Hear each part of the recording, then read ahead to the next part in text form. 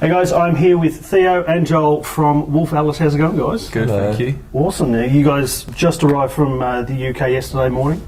Yeah. So you're still a bit tired. You're still getting there. We're doing all right at the moment. God knows before we go on stage, we'll probably get hit nice and hard with some jet lag. Yeah. Well, you've still got about 5 hours to go, so yeah. You'll warm up. Now, this is your second time back in Australia because you were here for Falls Festival, and now you're down for Splendour In The Grass and a few side shows as well in Melbourne and Sydney. So, how have you noticed the difference, I guess, since the last time? I mean, you've released the album since then.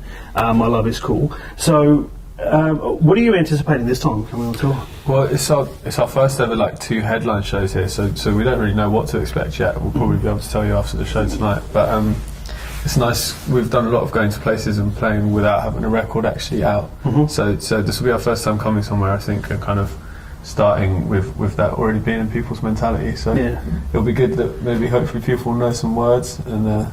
Yeah, it should be fun. We're really excited about the show tonight and tomorrow. Right. And I guess Falls Festival, it was in the Australian summer and it's quite different. And then we've got Splendour In The Grass, which is kind of known as Splendour In The Mud sometimes because it gets quite cold and muddy as well. So a bit of a contrast. Yeah. Are you looking forward to playing Splendour? Oh, 100%. We're used to the mud at festivals. That's normal. Yeah. You know, the raging heat of Falls Festival wasn't normal for us. But yeah, it's a privilege to be asked to come all this way across the side of the world and play. The lineup's insane for the day we're playing as well. It's like all our favourite bands on one day. And we get to watch Tame Impala in their own country, which is really cool. Well, that's it. Well, their new album's doing quite well as well. Yeah, so. And it should do. It's amazing. Literally every shop I've been into today has been playing it. In its entirety. Well, your album's been doing well itself. It's been out for a month now and it got a lot of good reviews. I believe NME said it's the best debut album of the decade, which is... They did make that overstatement. What would you say the reaction has been from your fans? They've had a couple of EPs, now it's a full album. Yeah. What's the sort of reaction been from fans you've gathered so far? I hope they've liked it. You know, we've played a few shows since the album's come out. I haven't played any headline shows have we since we've played? No, yeah, I think that will be the defining, see if the shows change. But people seem to know the words and stuff, like Theo said earlier, which makes a big difference. Like you said, we played some of those songs for 2 years without releasing them. Mm-hmm. Yeah, like Your Love's Horror and stuff. So it's been really nice. It's been festivals that we've been doing and people have been singing along. So hopefully when we get back into the sweaty gigs, nice. Good reaction. So songs like Fluffy, which has been out you released that as a single back in 2013 and got a good review then, and you've brought it back onto the new album. So why did you decide to re-record it for My Love Is Cool? Both Fluffy and Bros were the 2 songs that we re-recorded, mainly because when we did the period of time when we recorded those was really early on for us, and we had massive time constraints in the studio, not that much finance behind it, and we also they were standalone singles. They weren't part of the Blush EP or Creature songs, and it was just an opportunity to have another go at it. And I think we felt like we could do more justice to those songs. So it's just kind of a little personal thing that we did, and I think we're really happy with how they've come out. And it also helps for things to sit sonically with the rest of the record rather than just delivering something that was recorded 2 years ago. Yeah, definitely. Now I found that there's quite a few strong themes throughout the album and that they're quite relatable as well. Bros in particular is very much got that feel of friendship over the years. Is this something that when you are writing songs it's conscious that you want to write things that are relatable? I mean, that's probably more Ellie's domain, lyrically obviously and stuff. But I don't know, I think when you write songs, with us it's been very different experiences with every song we've written, and I don't really recall a time we consciously chose to write a certain kind of song. We get asked that quite a lot, actually.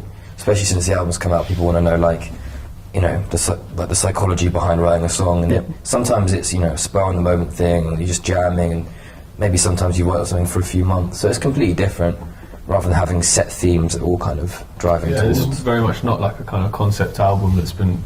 Not a concept album in a prog sense, but in a sense that we didn't go away for a period of time and write it in that. It's like a collection of songs that are spanning almost 3 years. Like some songs like Silk are pretty new, and then some songs like Bros are probably about 2 years old. So it's like a greatest hits of that period, if you know what I mean. Well, it's a good way to start. Yeah. With the album, it's good to see that it's not just the music is just vocally driven or just with the guitars. There's a good blend and a good mix, and everyone seems to be supporting each other with the music. A song like You're a Germ, which has got the heavy distorted guitar parts, and it's also mixed with the like beautiful vocals. It's quite melodic. Is it something that you're very conscious of when you're structuring the songs, to have that kind of mix of, I guess, beauty and angst? I think we have always quite liked the juxtaposition of, like, because you know, like You're a Germ starts with like a nylon strung kind of acoustic guitar, and that juxtaposition of that had kind of loud and quiet element. That has been a character trait, I think, but it wasn't necessarily a conscious thing. I think we just like heavy moments in music, which is always easier to put after a quiet bit. Yeah. Well, that's something that's actually noticeable throughout the album, because one of the good things I found with the album is it doesn't really lull. It's got it's strong throughout. It's got a good start. It's got a really good finish as well.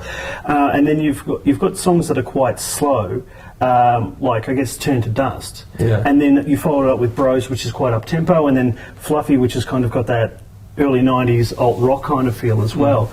So was that something that you consciously looked at? Yeah, track listing is like, I think, it's really important, isn't it? Yeah, definitely. Things sit more effectively next to the different things, and we just sat in, when they all J tour or something, in a tour bus, and we kind of like going through different orders and stuff. It's quite fun, to be fair. And you know, stuff like Lisbon links the Silk, and there's that element of, like, there are songs that you already know in the recording process because you'll have linked them sonically together, and then there's stuff where you'll, like, you know, once you've got the mixes, try and place together. It's quite, it can really change the dynamic of an album, of course. Yeah, we had fun, like, trying to work it all out. It was like fitting all those pieces of a jigsaw into the right place, I think. How long does that process sort of take? I mean, we've only done it once, but I don't know. It took us maybe like a week. We had a bit of time to do that. Yeah, we knew when it was right, I think. Now, you guys have come up through the London scene. What is it like for an alternative rock band sort of coming through in that scene? Is it very hard to sort of break into? I think you have the opportunity to play a show almost like every night of the week in London, because there is just so many different promotions and events going on. I think it is hard to kind of break above that barrier of, like, just doing the kind of toilet sack is such a horrible term, like just pub level kind of gigs that are in respective pubs. Yeah, good lineups usually. But I mean, underground guitar music has been alive and well in London for a while. But when you say, like, is it easy to break through? I think we've been very lucky that certain outlets like Radio 1 and The Enemy, stuff like that, have just supported us. You know, and without that, maybe you can only get so far. Maybe, I don't know. But it's definitely healthy at the moment. You know, if you've got a guitar and you live in London, you're not going to be turned away from playing a show anytime soon. Yeah. What about sort of band relationships? Like, is it kind of like a camaraderie over there to sort of with supporting like-minded bands? I think we definitely, like, there are like a lot of bands that we've toured with and stuff, and that we'll see backstage at festivals and we'll have a nice little relationship with. Yeah. But that's not necessarily just kind of centralised towards London. That could be bands from most of the UK, and bands that we've toured with in America. We've recently started to be really good friends with bands we toured with, like Made Violent and stuff like that. Nice. Well, I guess we're here for Splendour In The Grass. What's the sort of plan now? The European summer's obviously going, and there's a lot of festivals happening there. What's the plan sort of in the next 6 months over with the band? Well, next month we're doing these Australian shows. We're flying over to the States, and we're flying to Japan. Then when we get back, we've got a festival called Reading and Leeds, which is quite a big English festival. It should be a lot of fun. Then we're going to go on our own tour in September, and just keep playing and playing and playing. Hopefully we'll get back to Australia even sooner than we were last year. Well, that's pretty soon anyway. We're only 7 months or so. 7 months. So we're doing 6 months next time. It's going to get shorter until we end up in it. You wouldn't be the first UK band to do that. With that, I mean, you're looking more at doing the headline shows. I mean, I guess it is festival season at the moment in Europe. Yeah, I think because the album's out, we want it. It's like a good time. Like a headline tour is the best way to celebrate an album coming out, and we want to support it and promote it as much as possible in as many different places. So, like Joel said, we've got the UK tour in September, and then we shoot off to America for a month after that. And then always writing while you're sort of on the road as well? We're learning writing. Yeah. Well, we're not learning how to write, but I think we didn't have to do this record by any means, like, on the road. So I think we're going to figure out that bit. It's very much in our conscious that that's something we'll have to do. Yeah. Riding on the road. Yeah. Awesome. Well, Theo, Joel, it's been fantastic talking with you. Thank you. All the best with the sideshows and also Splendour in the Grass. Take some gumboots, I'm sure. Splendour in the mud. Fun. Splendour in the mud, definitely. I'm not wearing these. They're awesome shoes though. You get an extra half a foot with that. Get a couple of inches. Yeah, good. Awesome. Well, guys, thanks for the chat and look forward to the shows. Thanks very much. No worries, mate.